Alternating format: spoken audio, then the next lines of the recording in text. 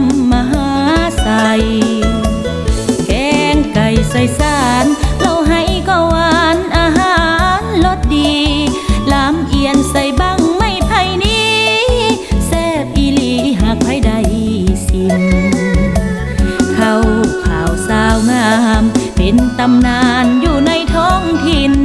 คำควันนี้เฮาเคยได้ยินตำสิ้นมีแห่งนี้ลือนาม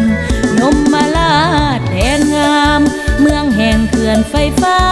เทินสองเชิญชวนพี่น้องมาเที่ยวสมภากระต่าย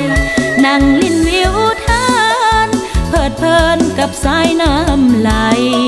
ตาทรงสูงอีแก้วมาเลิศงามหลายพระใหญ่องค์ตื้อบ้านนาโศกแห่งนั้นเชิญเที่ยวทำลมเชิญสมทำทอละพีสัตว์โลกดึกดำบรรยังมีพากันอยู่นี้มาเด้อมาส่งนำใจสาวเมืองยาวปานสายน้ำยมเสินเด้อเสินทานมาสมเมืองยมมาลาดของเฮา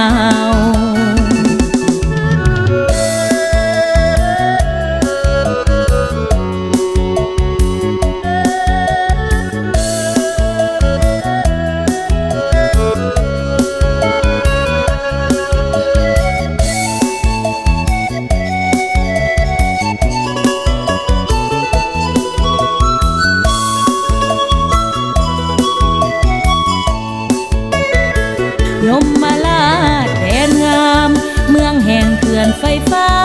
เทินสองเชิญชวนพี่น้องมาเที่ยวสมภากระต่ายนั่งลิ้นวิวทานเพลิดเพลินกับสายน้ำไหลตาทรงสูงอีแก้วมาเลิศงามหลายพระใหญ่องค์ตื้อบ้านนาโศกแห่งนั้นเชิญเที่ยวทำลมเสินสมทำทอละพีสัตว์โลกดึกดำบรรยังมี